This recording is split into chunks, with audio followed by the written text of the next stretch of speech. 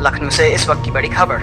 Mica, थाना ठाकुरगंज क्षेत्र के मोहल्ला राधा ग्राम में एक दर्दनाक घटना सामने आई है। मिश्री की बगिया कब्रिस्तान के पास एक युवक ने फांसी लगाकर आत्महत्या कर ली।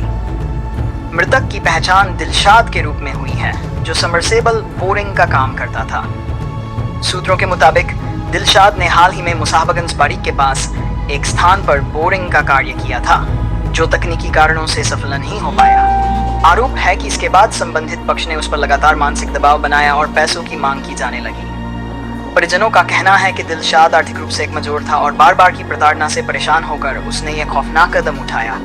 वह अपने पीछे 3 मासूम बच्चों को छोड़ गया है। घटना के बाद से परिजन और स्थानीय लोग सदमे में हैं और उन्होंने इस मामले में न्याय की मांग की है।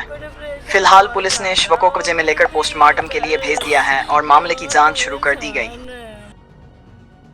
तुम्हारा क्या हुआ था, क्या घटना हुई थी कल?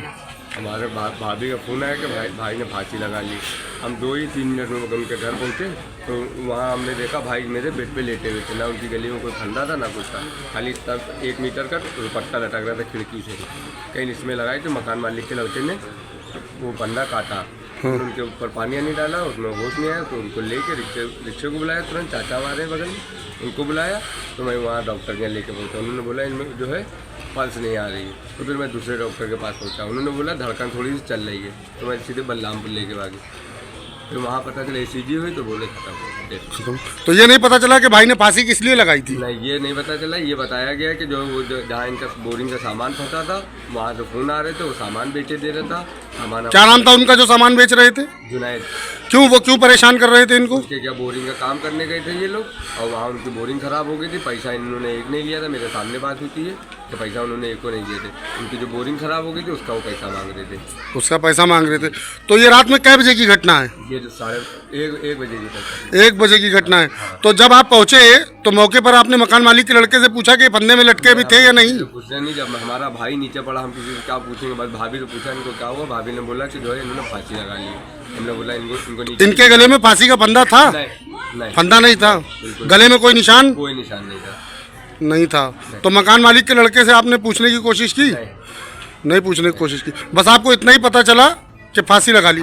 मियाँ बीवी में कोई अनबन तो नहीं होती थी? अनबन नहीं होती। आधा पौन घंटा पहले हमसे बात हुई थी। उन्होंने बोला था पैसे की जुगाड़ हो गई है। हाँ। और कल रात में 10 बजे तक के हम जो है पैसे की जुगाड़ करके उसको दे देंगे तो वहाँ सामान जो है घर का ले आएंगे हम। हाँ। उसके आधे घंटे बाद उनका फोन आता है कि जो है वो फांसी लगा लेंगे। कहीं ना कहीं नाम आ रहा था कि आपके द्वारा भी उनको कहा जा रहा था कि हम घर चले जाएंगे, ससुराल चले जाएंगे, इस तरीके के। हमारे घर चले जाएंगे। आपका नाम आ रहा था कि भाई द्वारा भी प्रताड़ित किया जा रहा था। घर का सामान था, हम भी बोरिंग का काम करते, वो भी बोरिंग का काम करते, ये भी बोरिंग का काम करते। सामान था, जब इनको ज़रूरत होती ये लेके चले जाते, हमको ज़रूरत होती हम लेके चले जाते, उनको ज़रूरत होती वो लेके चले जाते। उनके पास फंस गया। जैसे हमको कोई काम पड़ेगा हम फ़ोन करके ये तो पूछेंगे सामान मेरा भैया कब आएगा, ये तो पूछेंगे ही। अगर 1 महीना 15-20 दिन हो गए, अब जब भी ज़रूरत पड़ती तब हम फ़ोन करते हैं। कहीं ना कहीं आप सूत्रों के हवाले से हम लोगों को सुनने में ये भी आया है कि आपके द्वारा कहा जा रहा था कि मेरा सामान ला के दो वरना हम घर बेच देंगे। घर इनका जब था ही नहीं तो बेचेंगे क्या? ये घर से कब से अलग रहते हैं? ये घर से रहते हैं अलग, मेरे घर 3-4 साल। शादी इनकी लव मैरिज हुई थी या अरेंज मैरिज? आप ही लोगों ने की थी। तो ये घर से अलग रहने की क्या वजह थी? नहीं पटरी खा रही थी आपस में इन लोगों की। किसी ने भगाया नहीं, किसी ने कोई धमकाया नहीं। इनसे तो हम कहते रहे थे भाई इसमें एक तखत डालने भर की भी जगह मिले तो ये जगह ना छोड़ना। हमने इनसे जब निकले नहीं तो उससे पहले तक के मैं यही इनसे कहता था भले यहाँ तखत डालने भर की जगह मिले, पूरा कमरा ना मिले, लेकिन ये जगह ना छोड़ना। तो इनकी मौत का सही कारण आपको पता चल पाया क्या है क्या नहीं? आपने मकान मालिक के लड़के से पूछने की कोशिश की कि फांसी लगाई थी तो कैसे? भाभी हमारी नकाब ओढ़े खड़ी थी। हाँ। बोली थी जब 2 लोग 1 बजे रात का 2 लोग हो कमरे में हैं तो तुम बाहर क्या कर रही थी? वो नकाब ओढ़े हमसे कहीं हम घर जा रहे थे। जब फांसी के लिए फ़ोन कर सकती थी हमको और ये बताने के लिए नहीं फ़ोन कर सकती थी कि हमारे पास पैसे की जुगाड़ नहीं। हमसे कह रही कि हम तुम्हारे घर आ रहे थे, पैसे की जुगाड़ नहीं हो रही, ये बताने के लिए 1 बजे रात में। ये बात दिन में भी हो सकती है। मकान मालिक का लड़का यहाँ पे मौजूद है? नहीं। क्या मकान मालिक का लड़का बयान दे सकेगा कि उसने फंदे से कैसे उतारा, किस समय उतारा, कै बजे उतारा? ये हमारी भाभी ने बताया कि मकान मालिक के लड़के ने वो फंदा काटा है। आपने मौके पे मकान मालिक के लड़के को देखा था? जी देखा था।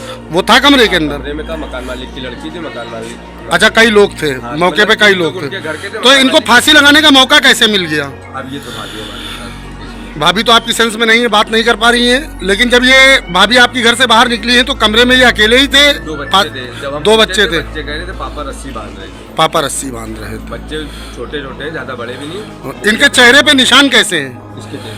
आपके भाई के? चलिए धन्यवाद। के पापा हैं, आपने जानकारी करने की कोशिश की कि मेरे लड़के की जान कैसे गई? हमें पता ही नहीं चल पाया, हमें तो सुबह पता चला है, क्योंकि मैं खुद हार्ट पेशेंट हूँ। हमको कोई बताता भी तो नहीं है कि हाँ कि ऐसी बात हो गई, क्योंकि 2 अटैक हमको खुद पड़ चुके हैं। तो कोशिश नहीं करी आपने थाना ठाकुरगंज को कंप्लेन देके जानने की कि मेरे लड़के की सही मौत का कारण पता किया जाए? वही तो हम जब गए हैं, तो जब इधर गए यहाँ पे जहाँ पे कमरे में रह रहा था, तो वहाँ पे पता चला मकान मालिक के लड़के ने काटा है। मैंने कहा उसको बुलाओ। तब तक दरोगा जी आ गए थे। दरोगा जी वहाँ पे सब लिखा पढ़ी करने लगे। उसके बाद में बलरामपुर अस्पताल। चलिए, ये जांच का विषय है, पुलिस इस पे जांच करेगी। ठीक है, धन्यवाद।